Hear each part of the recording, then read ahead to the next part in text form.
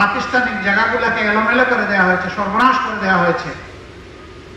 দ্রুততম সময়ের ভিতরে তারা এগুলাকে পুনর্বিন্যাস করবেন, নির্বাচনের জন্য একটা অনুকূল পরিবেশ তৈরি করবেন।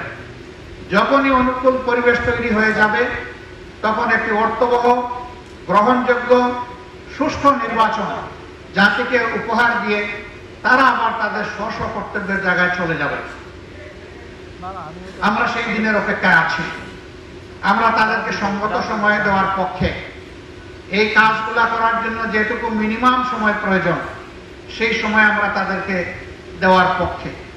আমরা এই কথা বারবার উচ্চারণ করেছি। সেই সাথে আমরা আমাদের আকাশ এখনো কালো মেঘ মুক্ত হয়নি।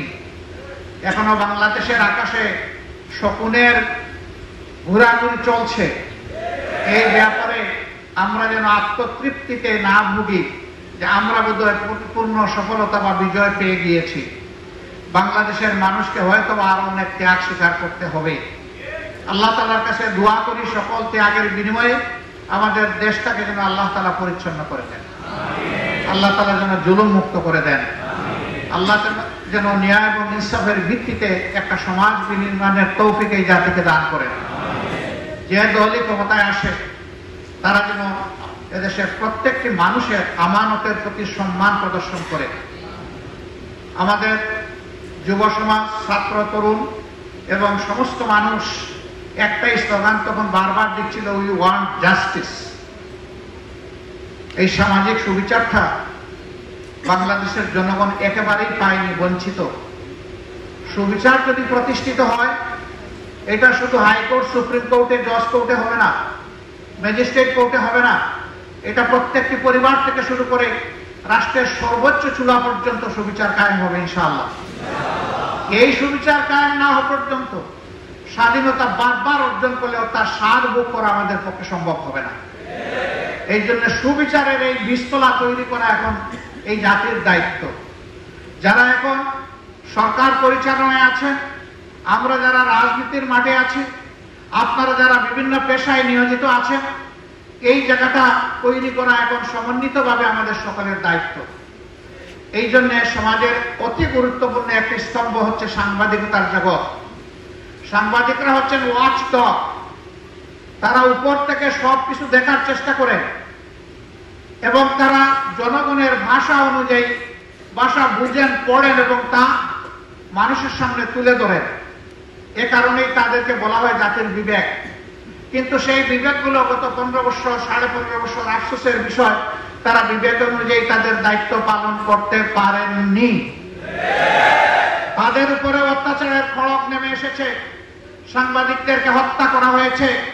সামান্য একটি স্ট্যাটাস অথবা একটি রিপোর্ট ছাপার অভিযোগে তাদেরকে টেনে হেসড়ে জেলে নেওয়া হয়েছে, জাতির বিবেককে কারাবন্দী করা হয়েছে, তাদেরকে হুমকি ধমকির মধ্যে রাখা হয়েছে, অদৃশ্য উপরের নির্দেশের কথা বলে তাদের কলমকে অচল করে দেওয়া হয়েছে।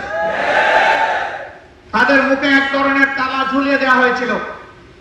5 তারিখের পর থেকে হাতের কলম মুক্ত হয়েছে, মুখের তালাও সরে গিয়েছে।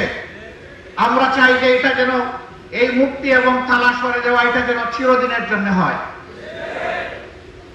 আপনাদেরকে বলা হয় সমাজের দর্পণ। আয়না কখনো কোনো কিছুকে বাড়িয়ে দেখায় না, আবার কোনো কিছু হাইডও করে না, গোপনও করে না, যা আসে তাই তুলে ধরে। অনেক সংবাদপত্র সংবাদের নামে, নিউজের নামে নিজেদের ভিউজ তুলে দেন।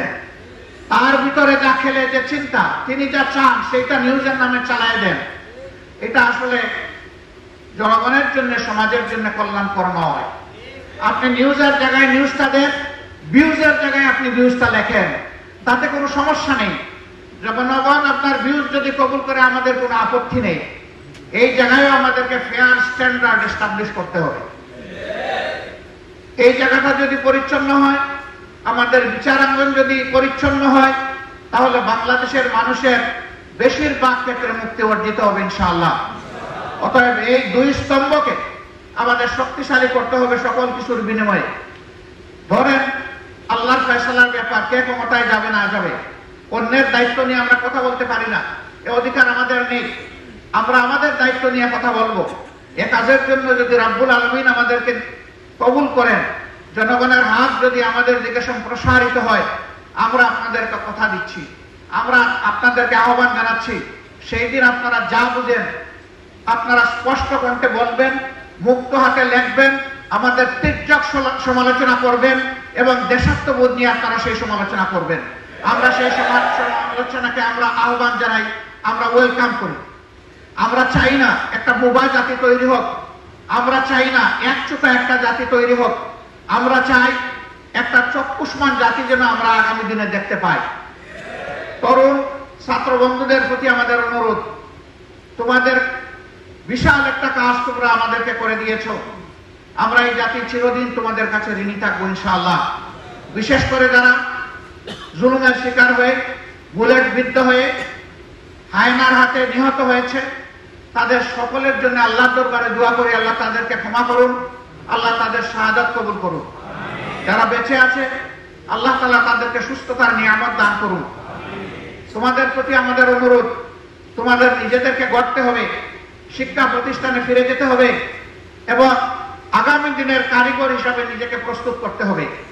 এবার তোমরা জাতির জন্য যে ত্যাগ স্বীকার করেছ, এইটাই যেন জীবনের শেষ ত্যাগ স্বীকার না হয়, বরঞ্চ এটা যেন শুরু হয় এবং জীবনের শেষ মুহূর্ত পর্যন্ত তোমরা যেন জাতিকে কিছু দিয়ে যেতে পারো।